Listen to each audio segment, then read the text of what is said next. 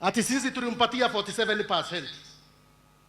Alafu sasa kutulipa ni kutuambia hatuna akili. Sasa mimi nataka nimwambie hivi ya kwamba kama umesema sisi hatuna akili, na hiyo kitu unarudia hiyo matusi, unatutusi mbele ya watoto wetu, unasema ati sisi hatuna akili kwa sababu ya kukupigia kura 47%. Nataka nikuambie dawa yako ni moja. Dawa yako ni moja. 1 times 1. 1 times 1. Kukunyima wewe kura. Na tukikunyima kura, ndio utajua sisi tuko na akili.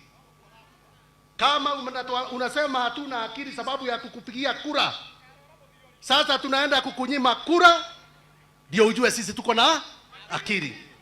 Na sisi watu wa mlima hapa tunajua kujenga na kubomoa. Kanatiguo toego wakanaga wakora, tulikujenga na sasa tunaenda kukubomoa. Asanteni sana, Mungu awabariki. Asante sana mheshimiwa kamanda Mwafrika. Kutoka hapo tunaenda mpaka kaunti ya Embu. Gubernatorial candidate wetu wa chama cha DCP, Mheshimiwa Gitonga Mukunji. Wapi makofi ya Gitonga Mukunji? Thank you. Ni mwaro. Nyandarua, habari yenu? Muriaro. Tumukumie Yesu Kristo.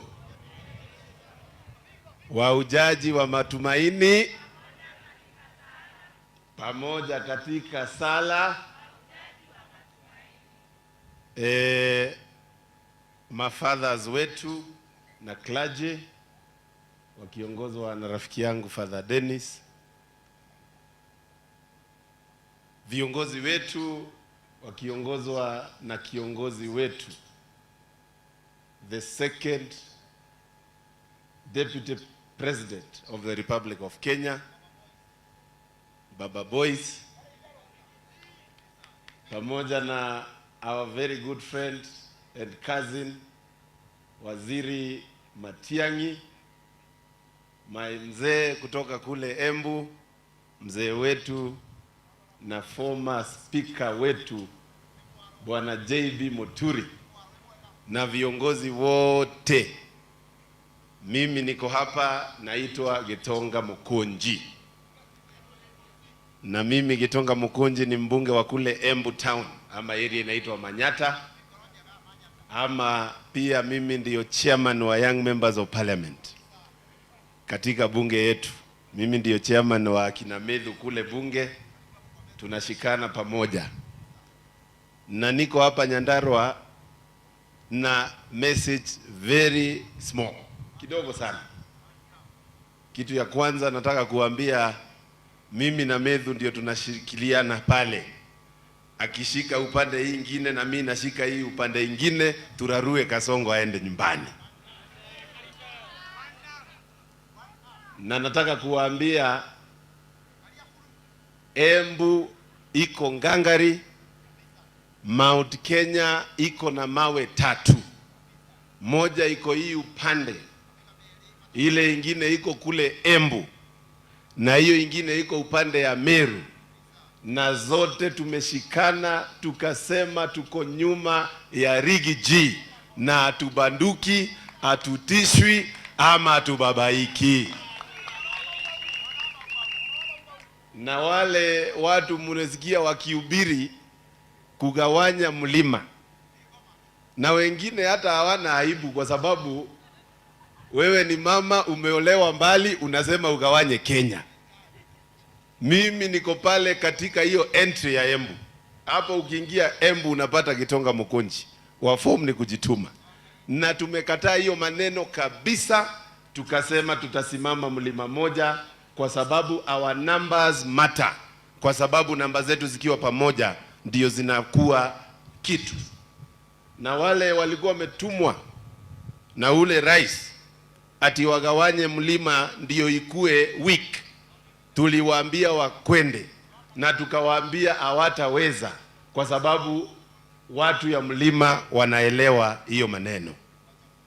Ya pili, mimi nataka kuambia watu wa Nyandarua, na nataka muelewe hapa lazima tujitume. Nataka muweke viongozi hawa wetu kwa maombi. Mimi nimetembea Kisii juzi na nikapata Kisii wanasema wako nyuma ya Fred Matiang'i. Mimi nataka kuhakikishia kutoka Kenya mzima, hii mlima yote iko nyuma ya Rigiji, na mtu yote anataka kuongea na Waembu, Wameru, watu yetu huku katika hii area ya Central, lazima apitie pale kwa Rigiji ndio tusikizane na yeye na tumsikize. Ama nyinyi Nyandarua mnasemaje? Hiyo maneno iko na ama si mna hiyo? Ya mwisho, Your Excellencies, mimi nataka kuongelelea hii maneno ya kuuza Safaricom. Na mimi niambie President, anataka kusoma Kenya ujinga. Umezunguka, umetafuta mpaka baya, umesign contract ati utengeneze kitu inaitwa infrastructure fund.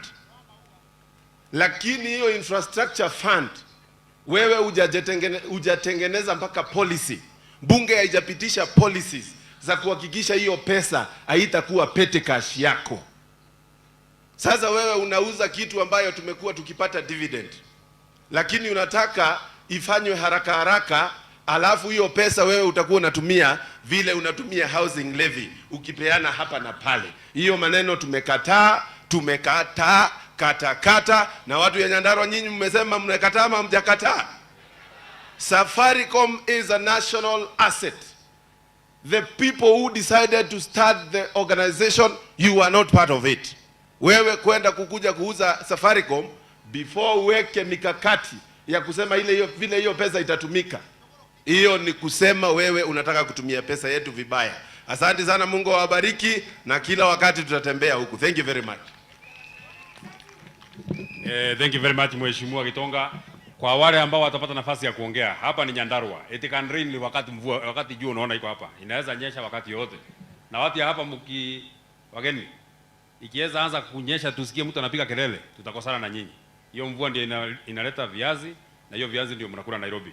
Kwanza mnanunua bei mbaya. So msitukasirisha watu ya Nyandarua. Mvua ikinyesha mnyamaze. Your Excellency Mheshimiwa Rigathi Gachagua,